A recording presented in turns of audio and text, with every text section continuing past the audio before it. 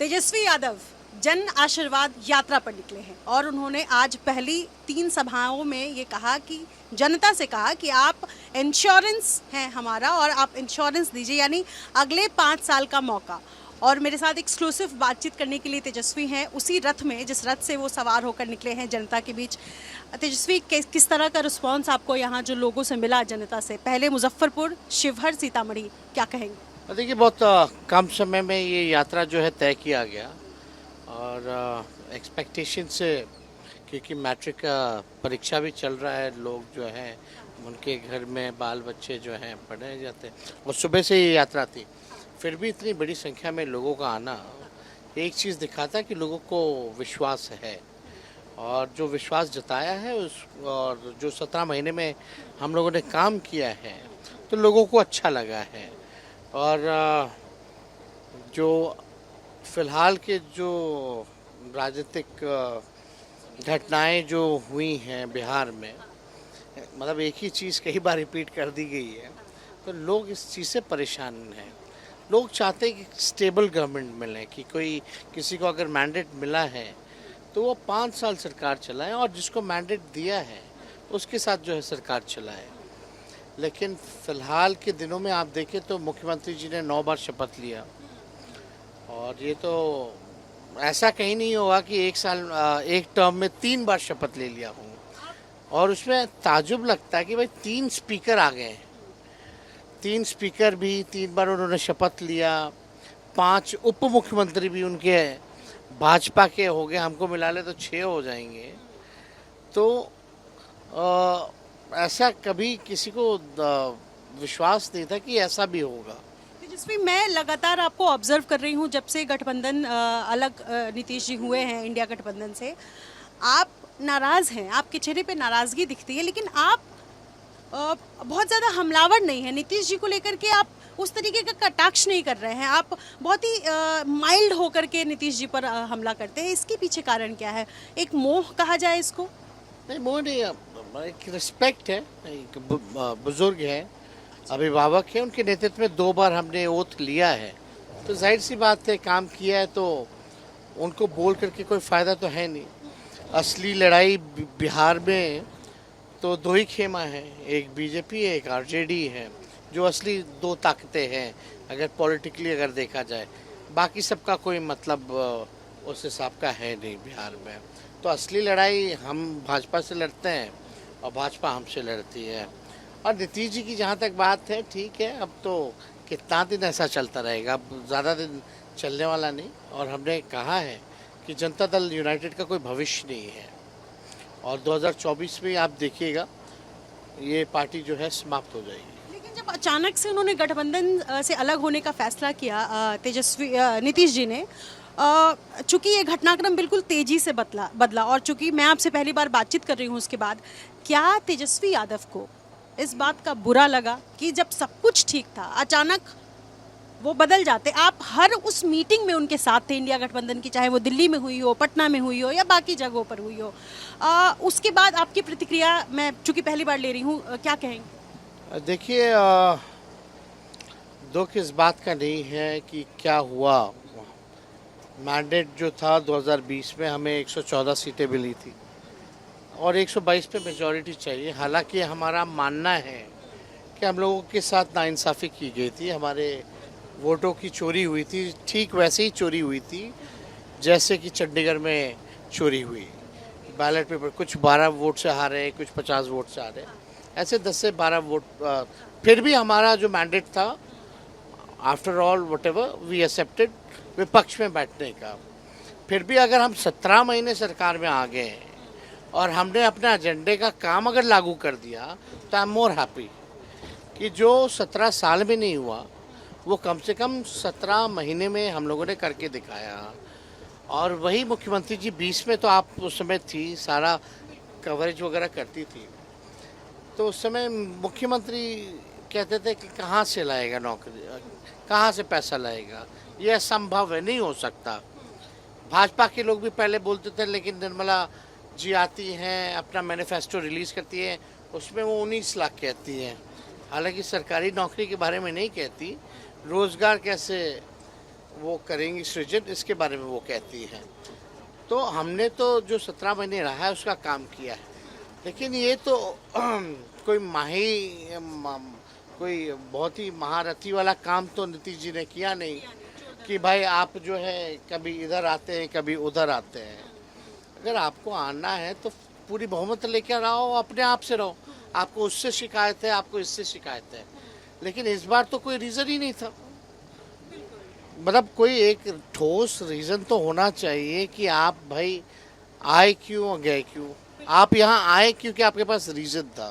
आपने जिस हिसाब से लोटस ऑपरेशन चल रहा था, तो इनका कहना था कि हमारे पार्टियों को तोड़ा जा रहा है और एक देश के विपक्ष को गोल बंद करके हमको इनको रोकना है। तो आपके पास एक एजेंडा था और हम नहीं चाहते थे, लेकिन सब लोगों का दबाव था।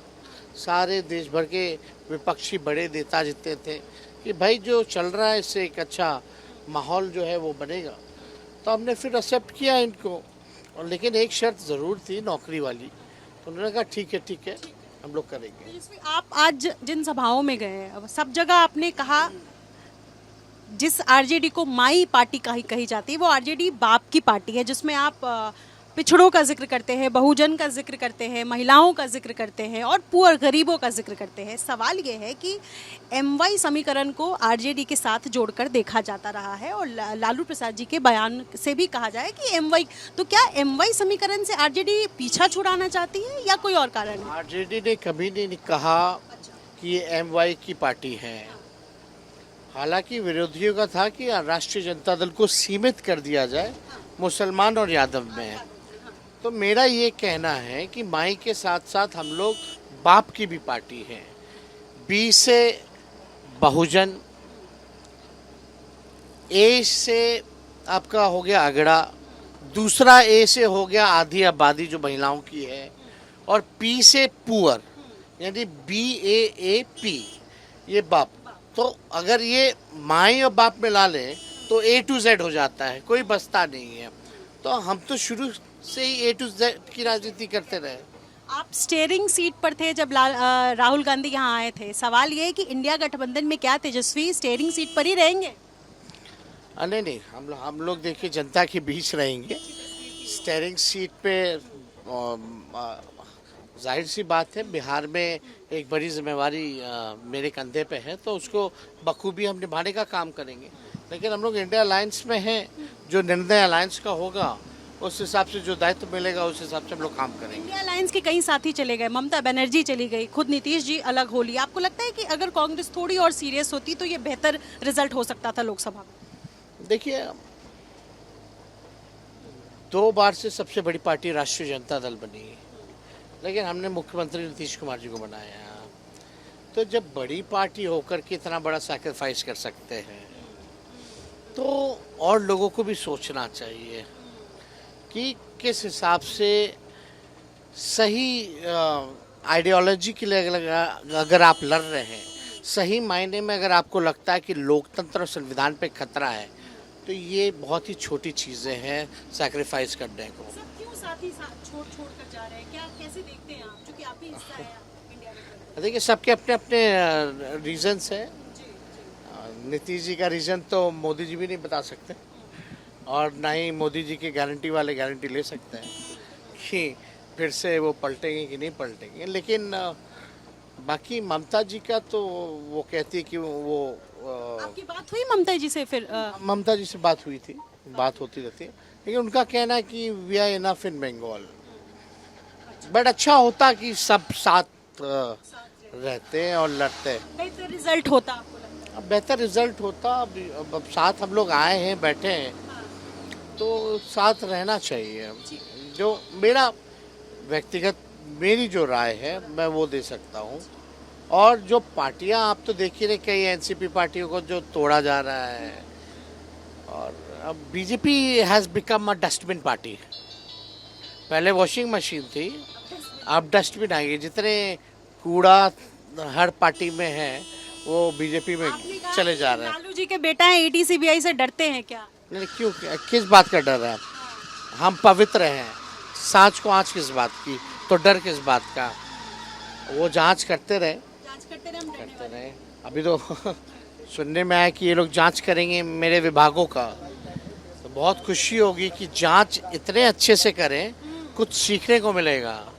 उनको सीखने को मिलेगा कि रोजगार कैसे दिया जाता है। आपका कॉल वॉल तो फोन वोन तो नहीं सर्विलांस पे रखा गया? और वो तो रहता ही है, उसमें अच्छा। कोई बड़ी बात नहीं है। वो है ही। वो है, वो और ये हमेशा नीतीश जी को फाइनल गुड बाय कहा है या आगे अगर आना चाहेंगे तो आप भी कहेंगे कि राजनीति में द्वार खुला हुआ है? देखो, अब कोई देखिए सच बोले तो नीतीश जी के पास अब कोई विजन नहीं है, और अब उनसे बिहार नहीं चल सकता। क्या पता इसी विधानसभा में वो पलट जाए, आपके साथ आ जाए। ये आप किसी भी जेन्युइनली बिहार की जनता से पूछे कि मुख्यमंत्री के रूप में आप दोबारा नीतीश जी को देखना चाहते हैं, तो सभी लोग कहेंगे नहीं, अब बस बहुत हो गया। तो कोई लोग चाहता नहीं है। अब आधा तो हम तो नीतीश जी जब कुछ पहले नौकरी नहीं दे पा रहे थे, तो 17 महीने में असंभव को हमने संभव किया है। कुछ उस तरह की मदद चाहिए होगी तो ज़रूर दे सकते हैं। चलते चलते एक आखिरी सवाल है। नंद किशोर यादव का आपने पैर छुआ था विधानसभा में, आप इज्जत देते हैं, हालांकि वो विपक्षी पार्टी से है। क्या मोदी जी आपके सामने आ जाएंगे तो आपका रिएक्शन इसी तरीके से होगा? एक लालू जी के एक बहुत ही सभ्य शालीन बेटे के तौर पर क्या रिएक्शन होगा? नंद किशोर जी हमारे पिता के समय से ही छात्र राजनीति से ही, आंदोलन से लोग जुड़े हुए लोग रहे हैं। हमेशा से हमारा जो है मान सम्मान रहा है। और प्रधानमंत्री जी से हो या अमित शाह जी हो या भाजपा के कई एक नेता, अटल बिहारी जी हमारी बहनों की शादी में आया करते थे, और जब भी पटना आते थे तो हमेशा, या जब मेरी माता या पिता, जब मेरी माता जब मुख्यमंत्री थी तो गवर्नर भी अगर भेजना होता था तो वो राय लेकर के भेजा करते थे। तो उन सभी महापुरुषों के तो हमने पैर छुए ही हैं। ऐसा नहीं है, पैर छूने से, झुकने से कोई छोटा नहीं हो जाता। ये तो संस्कार है और अपनी इच्छा है कि आप किसका आशीर्वाद लीजिएगा नहीं लीजिएगा। लेकिन उम्र में बड़े हैं तो जाहिर सी तौर पे आशीर्वाद लेने में किसी को हर्ज होना नहीं चाहिए। तेजस्वी एक स्टैब्लिश नेता हो चुके हैं बिहार में, इस तरीके की प्रतिक्रिया मिलती है तो क्या आपका रिएक्शन होगा? नहीं, अभी तो शुरुआत ही है। अभी तो बहुत चीज़ सीखना है, बहुत चीज़ करना है।